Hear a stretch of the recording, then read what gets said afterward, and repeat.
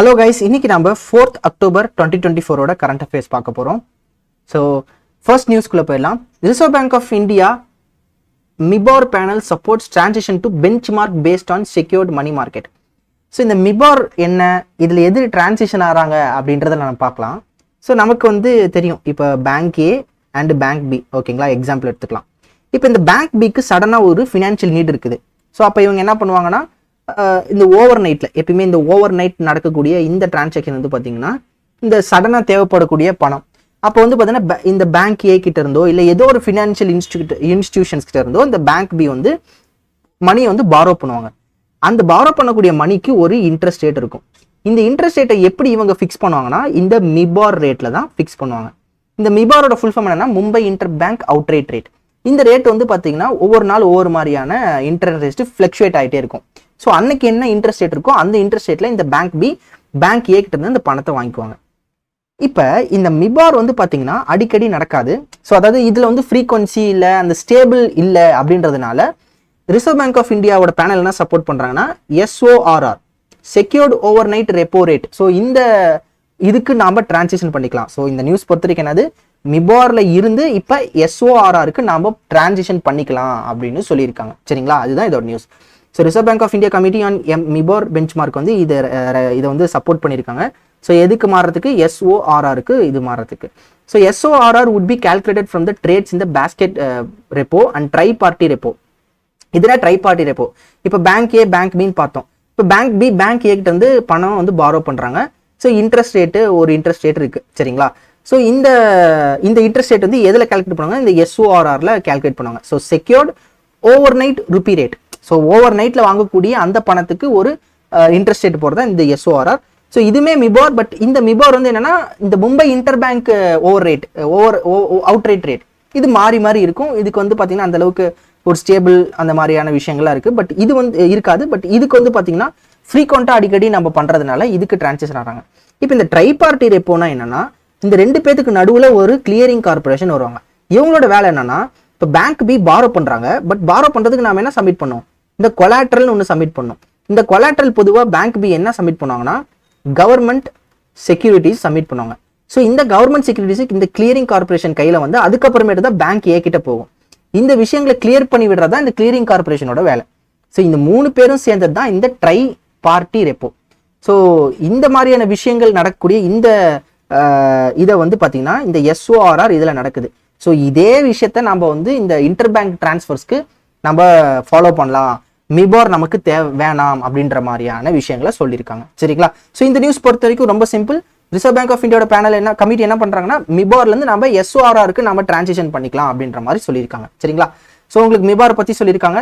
So உங்களுக்கு இந்த point important, so படிச்சுக்கோங்க. The repo market in government securities which accounts for 98% of the overnight market rates. சரிங்களா, இந்த point important. Next, so bank issuances of certificate of deposit rises by 66% in first half of FY25. So நம்ம already நம்ம நியூஸ்ல daily பார்த்துட்டு வந்துட்டு இருக்கோம். Certificate அதாவது credit to deposit ratio அதிகமாயிடுச்சு. அதனால இப்போ பேங்க்ல என்ன பண்றாங்க, டெபாசிட் கம்மியா இருக்கு அப்படின்னா டெபாசிட்டை அட்ராக்ட் பண்ணிட்டே இருக்காங்க. ஏன்னா கிரெடிட் அதிகமாக கொடுத்துட்டு இருக்காங்க. ஸோ இப்போ ஃபிக்ஸ்டு அதுக்கு தான் பார்த்தீங்கன்னா பேங்க் எல்லாம் ஃபிக்ஸ்டு டெபாசிட்ஸ் புதுசாக கொண்டு வராங்க. அதுவும் இப்போ பத்த மாட்டேங்குது அப்படின்றதுனால இப்போ சர்டிஃபிகேட் ஆஃப் டெபாசிட்ஸ் கொடுக்குறாங்க. சரிங்களா, இந்த சர்டிஃபிகேட் டெபாசிட்ஸ் பற்றி நம்ம ரீசெண்டாகவே நம்ம ஒரு 2 days 3 daysக்கு முன்னாடி நம்ம போட்டிருக்கோம். ஸோ டெய்லி ஃபாலோ பண்ணுறவங்களுக்கு இது ரொம்ப ரொம்ப ஈஸியாக புரியும். ஸோ இந்த சர்டிஃபிகேட் ஆஃப் டெபாசிட்ஸ் கொடுக்கறது பார்த்தீங்கன்னா 66% அதிகமாக இருக்குதான் இன் FY25, அதாவது first half of FY25. So first half of FY24 விட இது பார்த்தீங்கன்னா 66% அதிகமாக இருக்கு அப்படின்னு சொல்லியிருக்காங்க. ஸோ இது என்னன்னு பார்த்துடலாம். So issuances of certificate deposits 66% increase ஆயிருக்கு. அதாவது ஃபினான்ஷியல் இயர் 25 ஃபர்ஸ்ட் ஹாஃப்ல எவ்வளோ சர்டிஃபிகேட் டெபாசிட்டை கொடுத்து எவ்வளோ மணி உள்ள வந்துச்சு அப்படின்னா 5.5 lakh crore. சரிங்களா, இதுவே போன வருஷம் அதாவது FY24 half one பார்த்தீங்கன்னா 3.37 lakh crore. சரிங்களா, ஸோ 3.37 lakh crore அப்போ நடந்துச்சு. பட் இப்போ சர்டிஃபிகேட் டெபாசிட்ஸ் பார்த்தீங்கன்னா 5.59 lakh crore சர்டிஃபிகேட் டெபாசிட்ஸ் கொடுத்து பணத்தை உள்ள இழுத்துருக்காங்க. ஸோ இதுதான் பார்த்தீங்கன்னா அதோட நியூஸ். ஸோ 66% அதிகமாக இருக்கு. ஸோ சர்டிஃபிகேட் டெபாசிட்ஸ் பார்த்தீங்கன்னா 1989 ஃபர்ஸ்ட் டைமாக பண்ணாங்க. ஸோ இந்த பாயிண்ட் இம்பார்ட்டன்ட். ஓகேவா, நெக்ஸ்ட் பார்த்தீங்கன்னா சர்டிஃபிகேட் டெபாசிட் மினிமம் இன்வெஸ்ட் அந்த மினிமம் அமௌண்ட் பார்த்தீங்கன்னா 1 lakh.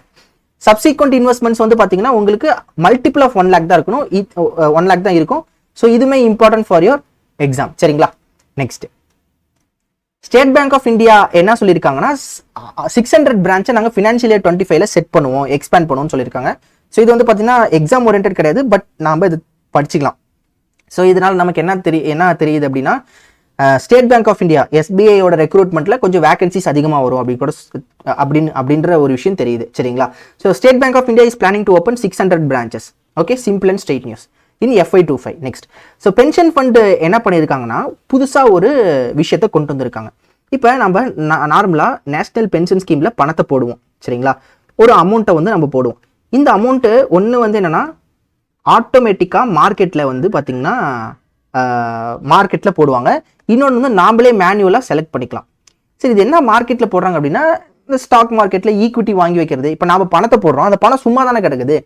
அந்த பணத்தை எடுத்து என்ன பண்ணலாம், இப்போ ஒரு ஸ்டாக் மார்க்கெட்டில் ஒரு ஈக்விட்டி வாங்குறது, ஒரு செக்யூரிட்டிஸ் ஷேர்ஸ் வாங்குறது அப்படின்னம்னா அது நமக்கு என்ன கிடைக்கும், ப்ராஃபிட் அதிகமாக கிடைக்கும். அப்போ அது ஆட்டோமேட்டிக்காகவும் எந்தெந்த கம்பெனியில் அதுவே போட்டுக்கும், இல்லைனா மேனுவலாக நாமளே செலக்ட் பண்ணிக்கலாம். இந்த மாதிரியான விஷயங்கள்லாம் என்பிஎஸ்குள்ளே இருக்குது. சரிங்களா? ஸோ டீப்பாக நான் போகல. ஸோ இப்போ இந்த ஈக்விட்டி இன்வெஸ்ட்மெண்ட்ஸில் வந்து பார்த்தீங்கன்னா நீங்கள் உங்களோட 35 வயசு வரைக்கும் தான் உங்களோட 50% ஆஃப் த இன்வெஸ்ட்மெண்ட், உங்களோட நீங்கள் ஒரு என்பிஎஸ்ல உங்களோட கார்பஸ் இருக்கும் பார்த்தீங்களா, அதில் வந்து பார்த்தீங்கன்னா 50% இந்த ஈக்விட்டி இன்வெஸ்ட்மெண்ட்டில் போடலாம். அது 35 வயசு வரைக்கும் தான் போட முடியும். இப்போ PFRDA என்ன பண்ணியிருக்காங்கன்னா 35 வயசு இல்லாமல் இதை 45 வயசாக இன்க்ரீஸ் பண்ணியிருக்காங்க. இதனால என்ன யூஸ் அப்படின்னா உங்களுக்கு இன்னும் ஒரு 10 வருஷம் நீங்கள் என்ன பண்ணலாம், ஈக்விட்டி இன்வெஸ்ட்மெண்ட்ஸில் நீங்கள் அந்த காசை போட்டு வரலாம். சரி, 35 வருஷத்துக்கு அப்புறம் அப்படியே பண்ண முடியாதா அப்படின்னா அப்படி கிடையாது. இதை 35 வருஷத்துக்கு அப்புறம் இந்த 50% அப்படின்றது அப்படியே குறைஞ்சிரும். 40%, 25% அப்படின்ட்டு குறைஞ்சிட்டே வரும். சரிங்களா? ஸோ இதை வந்து பார்த்தீங்கன்னா இப்போ 45 வயசாக மாறியிருக்காங்க. ஸோ 45 வயசு வரைக்கும் நீங்கள் என்ன பண்ணலாம், 50% ஆஃப் த உங்கள் அமௌண்ட்டை என்ன பண்ணலாம், ஈக்விட்டி இன்வெஸ்ட்மெண்ட்ஸில் போட்டு வைக்கலாம். 45 வயசுக்கு அப்புறம் இந்த 50% அப்படியே குறைஞ்சிரும். ஸோ 25, 10 அந்த மாதிரி குறைஞ்சிக்கிட்டே வரும். சரிங்களா? ஸோ இதுதான் இப்போ PFRDA ஒன்று இன்ட்ரடியூஸ் பண்ணியிருக்காங்க. PFRDA is set to introduce new national pension scheme that allows subscribers to maintain 50% of their investment in the equity until the age of 45. சரிங்களா? ஸோ இதுதான் இதோட நியூஸ். ஸோ மற்ற நான் சொன்ன அதே டீட்டெயில் தான் இந்த கீ ஹைலைட்ஸ்லாம் இதில் இருக்கும். You can just go through once. Okay, yes. And இதில் வந்து பார்த்தீங்கன்னா இம்பார்ட்டன்ட் பாயிண்ட்ஸ், இந்த point important. So total corpus of NPS and Atal pension Yojana வந்து பார்த்தீங்கன்னா 12.4 trillion இருக்குது. அண்ட் இந்த FY25ல இது 15 trillion வரைக்கும் போகலாம். ஸோ டோட்டல் கார்பஸ் என்னது, இந்த NPSக்குள்ளே வந்து பார்த்தீங்கன்னா மக்கள் போட்டிருக்கக்கூடிய மொத்த பணம் வந்து பார்த்தீங்கன்னா 12.4 trillion இப்போ இருக்குது. இது 15 trillion ஆகலாம் அப்படின்னு சொல்கிறாங்க. சரிங்களா?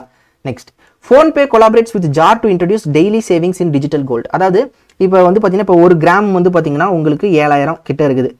இப்போ 7000க்கு 1 கிராம் அப்படின்னா ஃபார் எக்ஸாம்பிள் இப்போ இந்த ஃபோன்பேவும் ஜாரும் கொலாபரேட் பண்ணியிருக்காங்களே, இதில் என்ன விஷயம் அப்படின்னா இந்த ஃபோன்பேக்குள்ளே நீங்கள் போனீங்கன்னா நீங்கள் என்ன பண்ணலாம், உங்களோட டெய்லி சேவிங்ஸ் அப்படின்னு ஒன்று இருக்கும். சரிங்களா? அதில் நீங்கள் 10 ரூபா இல்லை 100 ரூபா இந்த மாதிரி டெய்லி அதில் போடலாம். அது வந்து மணியாக போய் சேவ் ஆகாமல் அந்த மணிக்கு ஈக்குவலண்ட்டாக இருக்கக்கூடிய கோல்டாக போய் உள்ள சேவ் ஆகிட்டே வரும். சரிங்களா?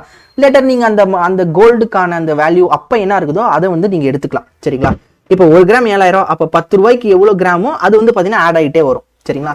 இதை நீங்கள் மினிமம் 10 ரூபாயிலிருந்து ஒரு நாளைக்கு 5000 வரைக்கும் 5000 ரூபாய்க்கு வரைக்கும் என்ன பண்ணலாம், சேவ் பண்ணிக்கலாம். சரிங்களா? ஸோ இதுதான் இதோட நியூஸ். ஸோ இது வந்து யார் இந்த ஃபெசிலிட்டி யார் கொடுத்துருக்காங்க அப்படின்னா ஃபோன்பே அண்ட் ஜார். சரிங்களா? ஸோ இவங்க 2 பேரும் கொலாபரேட் பண்ணி தான் இந்த டெய்லி சேவிங்ஸ் ஃபீச்சர் அப்படின்னு கொண்டு வந்திருக்காங்க. இது 24 கேரட் டிஜிட்டல் கோல்டை நீங்கள் சேவ் பண்ணிக்கலாம். So minimum 10 rupees up to 5000 rupees each day in digital கோல்டில் நீங்கள் போட்டுக்கலாம். சரிங்களா? ஸோ இந்த ஜாரோட இன்டெகிரேட்டட் கோல்டு டெக் சொல்யூஷன் தான் இந்த இன்வெஸ்ட்மெண்ட், இந்த கோல்டில் நீங்கள் இன்வெஸ்ட் பண்ணுறதை வந்து 45 செகண்டில் வந்து இது பண்ணி கொடுத்துருமா. சரிங்களா? So PhonePe and Jar daily saving feature. ஓகேங்களா? For the purchase of digital gold. Next, so SEBI என்ன பண்ணியிருக்காங்கன்னா ஆக்சிஸ் கேபிட்டல். இந்த ஆக்சிஸ் கேபிட்டல் வந்து பார்த்தீங்கன்னா இந்த ஆக்சிஸ் பேங்கோட ஒன் ஆஃப் த சப்சிடரி. இவங்க என்ன பண்ணியிருக்காங்கன்னா இந்த சோஜோ இன்ஃபோடெல், ஸோ இங்கே இருக்குல்ல இந்த சோஜோ இன்ஃபோடெல், இந்த சோஜோ இன்ஃபோடெலோட நான் கன்வெர்ட்டபிள் டிபென்ச்சர்ஸை ஏதோ ஒரு வயலேஷன் பண்ணியிருக்காங்க. சிம்பிளாக புரிஞ்சுக்கோங்க, நான் ரொம்ப டீப்பாக போகல. ஏன்னா டீப்பாக போகிறது வந்து பார்த்தீங்கன்னா ரொம்ப நிறைய எக்ஸ்ப்ளனேஷன்ஸ் அதுன்னு போகும். அது இல்லாமல் இந்த மாதிரியான விஷயங்கள் வந்து ரொம்ப டீப்பாக வேணாம், ஏன்னா இது கன்ஃபியூஸ் பண்ணக்கூடிய வாய்ப்புகளும் இருக்குது. சரிங்களா? ஸோ ரொம்ப சிம்பிளாக சொல்கிறேன், புரிஞ்சுக்கோங்க. இந்த ஆக்சிஸ் கேபிட்டல் என்ன பண்ணியிருக்காங்கன்னா provided guarantee or indemnity towards redemption of non convertible debentures in the guise of underwriting. அதாவது இப்போ அந்த அண்டர் ரைட்டிங்னு என்னன்னா ஒரு பர்டிகுலர் ஒரு அசட்டோட ரிஸ்க்கை வந்து நீங்கள் வந்து கால்குலேட் பண்ணுறது, அதோட ப்ரைஸிங்கை கால்குலேட் பண்ணுறது அப்படின்ற விஷயங்கள் தான் அண்டர் ரைட்டிங்னு சொல்லுவாங்க. இந்த அண்டர் ரைட்டிங் அப்படின்ற பேரில் என்ன பண்ணியிருக்காங்கன்னா இந்த கம்பெனியோட நான் கன்வெர்ட்டபிள் டிபென்ச்சர்ஸோட ரிடம்ஷன் வந்து இந்த மாதிரி ரிடம்ஷன் பண்ணலாம், இவ்வளோ தான் ரிடீம் பண்ண முடியும், ஆர் வந்து நீங்கள் இந்த நான் கன்வெர்ட்டபிள் டிபென்ச்சர்ஸை கண்டிப்பாக ரிடீம் பண்ணிடலாம் அப்படின்ற மாதிரியான கேரண்டி இந்த மாதிரிலாம் தந்திருக்காங்க. இது ஆக்சுவலாக பண்ணக்கூடாது, இந்த மாதிரி பண்ணக்கூடாது. இந்த நான் கன்வெர்ட்டபிள் டிபென்ச்சர்ஸ்க்கு இந்த மாதிரி கேரண்டியோ இண்டெம்னிட்டியோ இந்த மாதிரி கொடுக்காம, அதாவது கொடுக்கக்கூடாது அப்படின்றதான் இங்கே சொல்லியிருக்காங்க. Which is not permitted under the regulations. செபியோட ரெகுலேஷன்ஸ் கீழே இது இல்லை. பட் இதை வந்து என்ன பண்ணியிருக்காங்கன்னா ஆக்சிஸ் கேபிட்டல் இதை பண்ணியிருக்காங்க. அதனால என்ன இருக்குன்னா, அதாவது எப்படின்னா இந்த guys of underwriting, so underwriting அப்படின்ற பேரில் வந்து இவங்க பண்ணியிருக்காங்க. அதை செபி கண்டுபிடிச்சி இப்போ ஆக்சிஸ் கேபிட்டல் வந்து நீங்கள் இனிமேல் இந்த எந்த ஒரு நியூ அசைன்மெண்ட்டும் நீங்கள் எடுக்கக்கூடாது, மார்க்கெட்டில் ஒரு மெர்ச்சன்ட் பேங்கராவோ இல்லை அரேஞ்சராவோ இல்லை அண்டர் ரைட்டராவோ நீங்கள் பார்ட்டிசிபேட் பண்ணக்கூடாது அப்படின்ட்டு இவங்களை வந்து பார் பண்ணியிருக்காங்க. சரிங்களா? ஸோ செபி வந்து என்ன பண்ணியிருக்காங்க, ஆக்சிஸ் கேபிட்டலை பார் பண்ணியிருக்காங்க டு மார்க்கெட்டில் இந்த சில விஷயங்களுக்காக, இந்த விஷயங்களுக்காகலாம் பேன் பண்ணியிருக்காங்க. சரிங்களா? ஸோ இதுதான் இதோட news. Next, NPCI to create UPI style payment system for Trinidad and Tobago. So ஓகேவா? ஸோ இப்போ ரீசெண்டாக நம்ம RRBPO மெயின்ஸை கூட வந்துச்சு. ஸோ பெரு இதெல்லாம் கேட்டிருந்தாங்க, UPI எந்த country, south Africa, south America country அப்படிலாம் கேட்டிருந்தாங்க. ஸோ பெரு அண்ட் நமீபியாவுக்கு ஆல்ரெடி பண்ணியிருக்காங்க. அண்ட் இப்போ வந்து பார்த்தீங்கன்னா ட்ரினிடாட் அண்ட் டொபாகோ, ஸோ இவங்களுக்கு வந்து பார்த்தீங்கன்னா NPCI UPI மாதிரியான ஒரு பேமெண்ட் சிஸ்டமாக பண்ணித்தர போகிறாங்க. ஸோ UPI அப்படின்றது வந்து பார்த்தீங்கன்னா ரொம்ப easy and convenient mode of payment transaction. ஸோ இது வந்து பார்த்தீங்கன்னா மற்ற கண்ட்ரீஸில் அந்தளவுக்கு ப்ராமினெண்ட்டாக இந்த பேமெண்ட் டிஜிட்டல் பேமெண்ட் இன்ஃப்ராஸ்ட்ரக்சர் கிடையாது. ஸோ பணம் தான் வந்து பார்த்தீங்கன்னா அவங்க கொடுக்கணும், இல்லைனா பேங்க் ட்ரான்ஸ்ஃபர்ஸ் தான் பண்ணணும். பட் நம்ம கிட்ட தான் இந்த UPI ஸ்கேன் பண்ணி ஜஸ்ட் நீங்கள் என்ன பண்ணலாம், பணத்தை வந்து இன்ஸ்டண்ட்டாக நீங்கள் ஷேர் பண்ணிக்கலாம். இந்த சிஸ்டம் வந்து பார்த்தீங்கன்னா நிறைய கண்ட்ரீஸ் இதை வந்து ஆச்சரியமாக பார்க்குறாங்க. ஸோ G20 சமிட்லேயே பார்த்தீங்கன்னா இந்த சிஸ்டம் வந்து வந்த ஃபாரின் டெலிகேட்ஸ்க்கு இது கொடுத்து நிறைய பேர் ஆச்சரியமும் பட்டாங்க. ஸோ இப்போ இது வந்து பார்த்தீங்கன்னா இந்த ட்ரினிடாட் அண்ட் டொபாகோக்கு இது பண்ணி தர போகிறாங்க. சரிங்களா? Simple and straight news. So NPCI will build a digital payment system for Trinidad and Tobago. சரிங்களா? Next, so Axis Bank provides ₹1 billion loan to Muthoot Capital to boost e-mobility initiatives in India. So ரொம்ப simple. Axis bank என்ன பண்ணுறாங்கன்னா ₹1 billion loan guarantee வந்து பார்த்தீங்கன்னா யாருக்கு தராங்க, முத்தூட் கேபிட்டலுக்கு தராங்க. இது எதுக்குன்னா எலக்ட்ரிக் வெஹிக்கிள் வாங்குறாங்க பார்த்தீங்களா, ஸோ எலக்ட்ரிக் வெஹிக்கிள் வாங்குறவங்களுக்கு இந்த லோன்ஸை தர மாதிரி. சரிங்களா? ஸோ அதுக்கு வந்து பார்த்தீங்கன்னா ஆக்சிஸ் பேங்க்கும் முத்தூட் கேபிட்டலும் இந்த மாதிரி கொலாபரேஷன் பண்ணியிருக்காங்க. இதில் ஆக்சிஸ் பேங்க் வந்து என்ன பண்ணியிருக்காங்க, $1 billion லோன் கேரண்டியை முத்தூட் கேபிட்டலுக்கு தந்திருக்காங்க. ஓகேங்களா? Simple and straight news. So this is the third transaction under the EV framework agreement following ₹2.5 billion loan to Vrivriti Capital in December 2023. So Axis Bank இதே மாதிரி வந்து பார்த்தீங்கன்னா 2-3 பேர் தந்திருக்காங்க. அண்ட் இந்த axis bank to Muthoot capital தந்தது வந்து பார்த்தீங்கன்னா இது தேர்டு டிரான்சாக்ஷன். சரிங்களா? ஸோ இந்த நியூஸ் பொறுத்த வரைக்கும் ரொம்ப சிம்பிள்.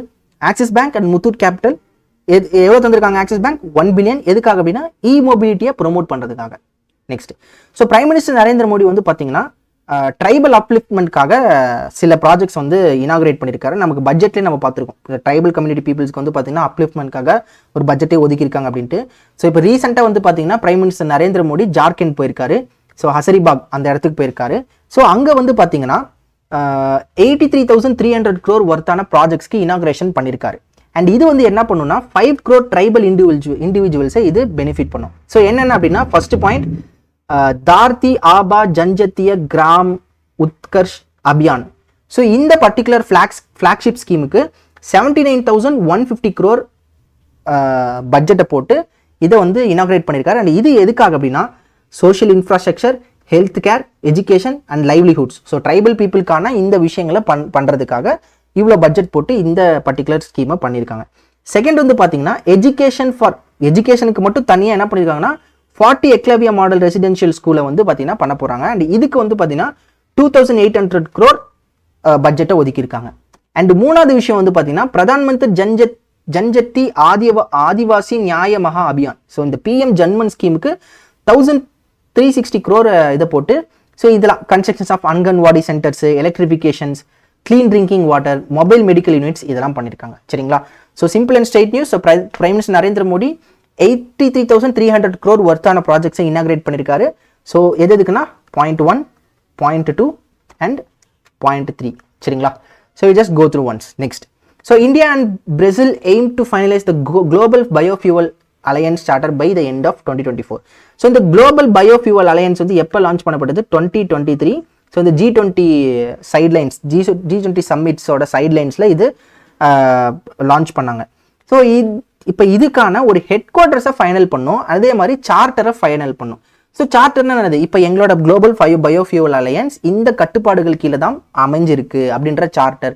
இப்படி தான் இந்த குளோபல் பயோஃபியூவல் அலையன்ஸ்குள்ளே வரக்கூடிய கண்ட்ரிஸ் என்ன பண்ணும், இந்த ரூல்ஸ் கீழே தான் இருக்கணும் அப்படின்றது தான் இந்த சார்ட்டர். சரிங்களா? ஸோ இந்தியாவும் பிரேசிலும் பார்த்தீங்கன்னா இந்த குளோபல் பயோஃபியூவல் அலையன்ஸோட ஹெட் குவார்ட்டர்ஸ் அண்ட் அதோட சார்ட்டரை ஃபைனல் பண்ணுறது இந்த வருஷத்தோட எண்டில் பண்ணிடுவாங்க அப்படின்னு சொல்லியிருக்காங்க. சரிங்களா? So simple and straight news.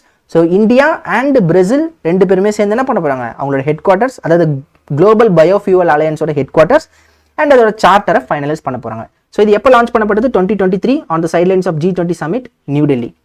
So இதில் வந்து பார்த்தீங்கன்னா உங்களுக்கு இந்த கீ ஹைலைட்ஸ்லாம் இருக்குது, you just go through once. இதில் முக்கியமான பாயிண்ட் வந்து பார்த்தீங்கன்னா, ஸோ இங்கே இருக்குது.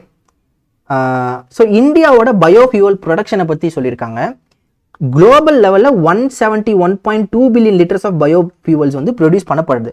ஆனால் இதில் இந்தியா மட்டும் எவ்வளோ ப்ரொடியூஸ் பண்ணுறாங்கன்னா வெறும் 4.6 பில்லியன் லிட்டர்ஸ் தான் பயோஃபியூவல் ப்ரொடியூஸ் பண்ணுறாங்க. Biofuel is nothing but ethanol, இந்த மாதிரியான விஷயம்.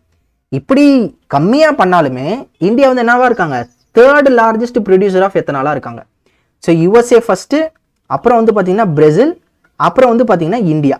ஸோ இந்தியா தேர்டாக இருக்காங்க, USA first, Brazil second and India தேர்டாக இருக்காங்க இன் டேர்ம்ஸ் ஆஃப் இந்த பயோஃபியூவல் இந்த மார்க்கெட்டில். சரிங்களா? ஸோ பயோஃபியூவல் அலையன்ஸில் எத்தனை கண்ட்ரிஸ் இருக்காங்க? 24 Nations including Singapore, Argentina, UAE, Mauritius, Bangladesh and G7 nations like Italy and United States. சரிங்களா? So next.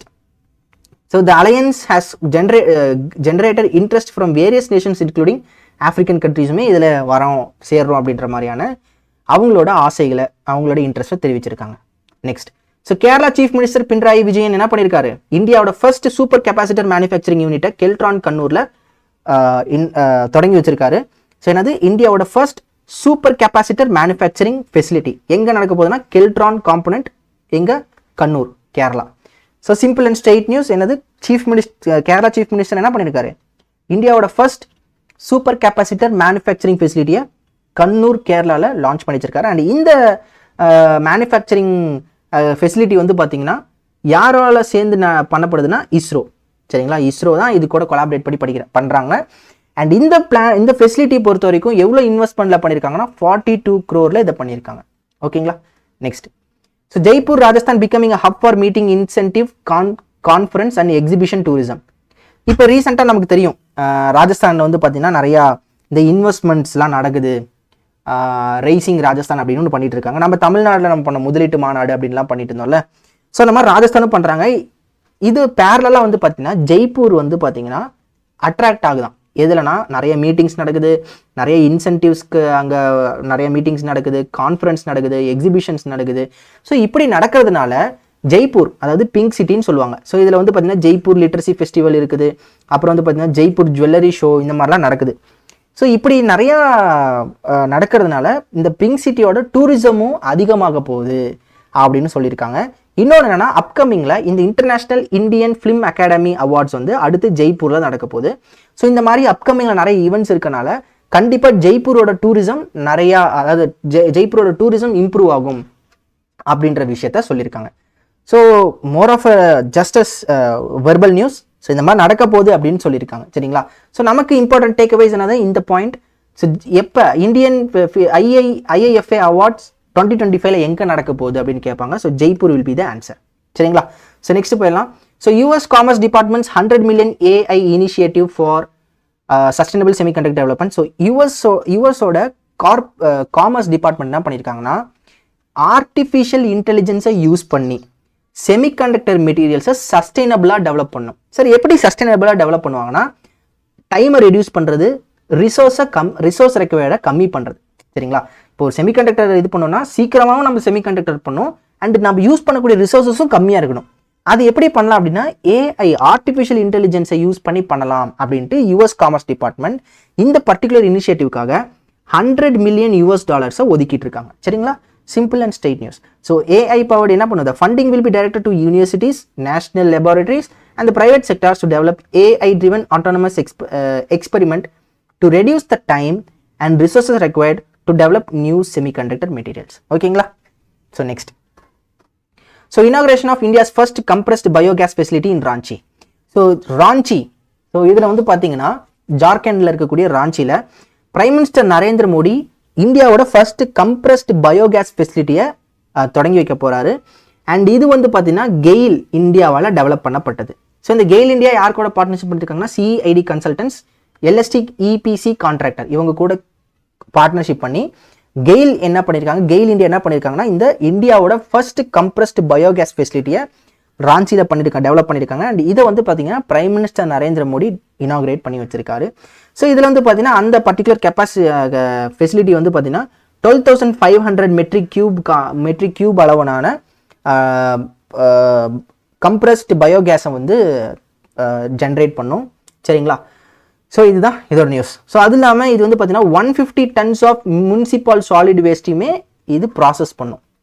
அண்ட் இதில் வந்து பார்த்தீங்கன்னா 5,000 kilogram of bio CNG and 25 tons of fermented பயோமெனியரும் இதில் கிடைக்கும்.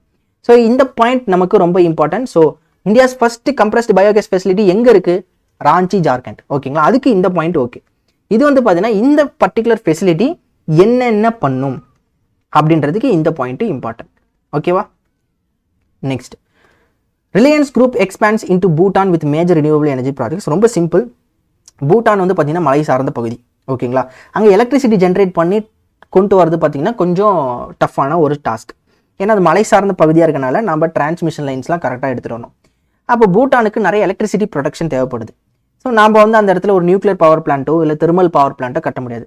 அங்கே லைக் ரிவர்ஸு இந்த மாதிரியான ஃபெசிலிட்டிஸ் இருக்குனால நம்ம என்ன பண்ணலாம்? ஹைட்ரோ பவர் பிளான்ட்ஸை பண்ணலாம். ஸோ இந்த எலக்ட்ரிசிட்டி ஜென்ரேஷனுக்காக யார் ஜாயின் பண்ணியிருக்காங்கன்னா Ambani led Reliance group. So Reliance group பூட்டானோட கவர்மெண்ட், பூட்டானோட ஒரு ஆர்ம். ஸோ அவங்க பேர் என்னன்னா இந்த டர்க் ஹோல்டிங்ஸ் அண்ட் இன்வெஸ்ட்மெண்ட்ஸ். இவங்க கூட சேர்ந்து 1270 மெகாவாட்ஸ்க்கான சோலார் அண்ட் ஹைட்ரோ எலக்ட்ரிக் ப்ராஜெக்ட்ஸை எடுத்து பண்ண போகிறாங்க. சரிங்களா? ஸோ பூட்டானில் யார் பண்ண போகிறா? ரிலையன்ஸ் குரூப் அண்ட் இந்த டர்க் சேர்ந்து 1270 megawatt of solar and hydro electric ப்ராஜெக்ட்ஸை பண்ணி தர போகிறாங்க for Bhutan. Okay, next, Maharashtra cabinet approves 255 acres of salt pan land for slum rehabilitation. இந்த salt pan land என்னது? கடற்கரை ஓரமாக தண்ணி வந்து கடல் அலைகள் அப்படியே அந்த கரையில் மோதி அது திரும்ப போகும்போது உப்பு அதுவே விட்டுட்டு போகும். சரிங்களா? இதுதான் வந்து பார்த்தீங்கன்னா இந்த சால்ட் பேன் லேண்ட்.